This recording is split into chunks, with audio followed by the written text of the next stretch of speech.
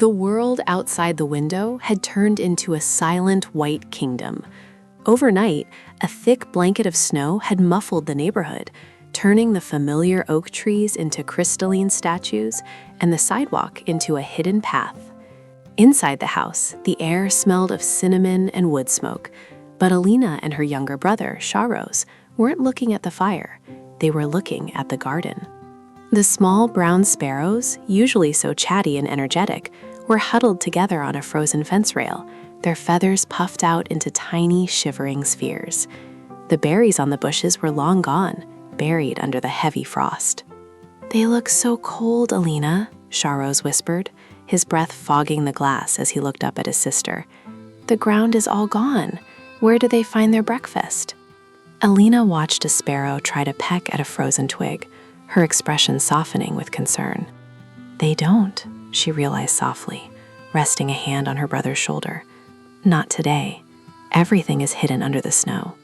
Without a word, the siblings moved to the mudroom. There was no magic wand to stop the winter, but there was a workbench and a sense of purpose. Alina gathered the materials while Shahroz dragged over a small stool, an old cedar shingle from a roof repair, some rough twine, a handful of popsicle sticks, and a shallow wooden tray that had once held oranges. The adventure wasn't loud or fast. It was a slow, deliberate labor of love. In the quiet of the garage, the only sounds were the rhythmic scritch-scratch of sandpaper and the soft tink of a small hammer.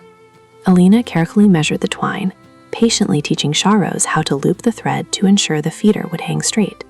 Shahroz, with focused intensity and a bit of help from his sister's steady hands, glued the popsicle sticks along the edges of the tray to create a tiny porch where the birds could rest their tired feet.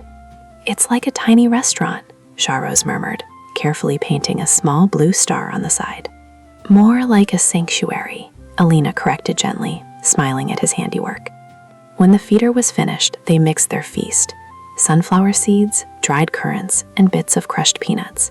They stepped out into the crisp air, the snow crunching like sugar under their boots. The cold stung their cheeks, making them realize just how brave the birds had to be every single day. Alina reached up to hang the feeder from the lowest branch of the old oak tree, ensuring it was tucked away where the wind couldn't buffet it too hard. Then they retreated back inside to the warmth of the kitchen, sitting together on the floor by the window to wait. For a long time, nothing happened. The garden remained a landscape of white and gray. But then, a single streak of brown darted from the fence to the branch.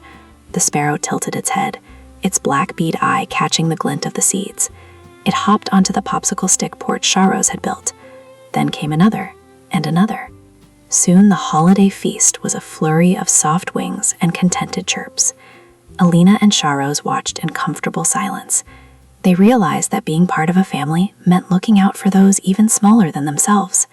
As the sun began to dip, casting long purple shadows across the snow, the house felt warmer than it ever had before, not because of the fire, but because of the quiet kindness they had shared.